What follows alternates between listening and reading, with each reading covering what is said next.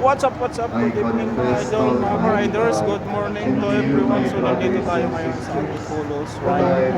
Umakyat po tayo dito sa Simba. At ayan, so matatapos lang yung first mass. At tayo ay umatid ng mass dito. Umakyat tayo sa tuktok. So let's go!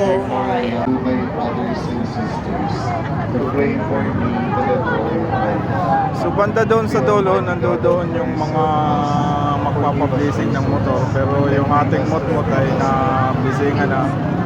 So banda doon siya nakapark. Ayan, so nandoon siya nakapark. So sa ngayon, nandito tayo ngayon sa harapan at tapos na tayo mag-mass.